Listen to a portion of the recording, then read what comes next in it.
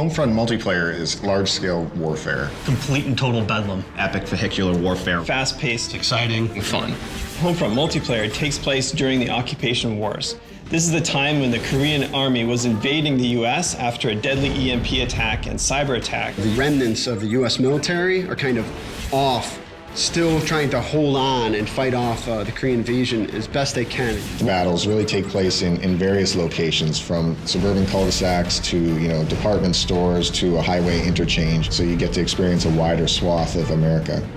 The multiplayer design goals really stems from wanting to build a large-scale warfare experience to really be the category leader in that audience. Make it accessible, make it intuitive, but most of all, make it a lot of fun. So you have infantry, you have drones, you have tanks, LAVs, helicopters, all those brought together in the battlefields. There's a lot of action going on. When you play Homefront, there's a tank rolling in, getting blown up, there's a helicopter overhead. We want to bring all those tools together into a really tight, cohesive package. What we're really trying to do is make the game play different than any FPS that you played before.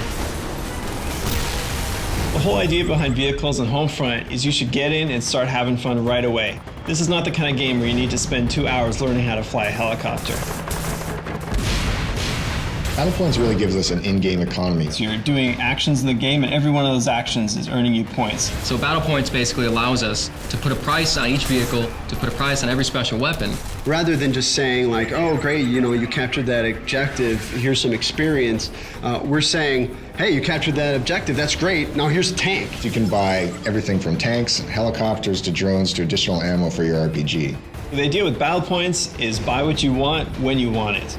So if you're fighting a vehicle and you need a new rocket launcher, you can pick one up right on the fly. The near future setting for Homefront gives us the ability to bring in some near future technology like drones. What drones add to the game is a lot of new and interesting types of ways to fight your enemy and to fight them without putting yourself at risk. I may spawn in the game initially and deploy my recon drone, and I start marking different targets.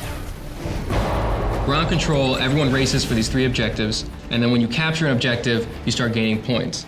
Now, when you gain enough points, it'll actually push the whole line over to the enemy section. You're not spread out amongst a vast area. You feel the infantry-style combat, that intense battle for the objective points, as well as have the epic vehicular warfare reigning in.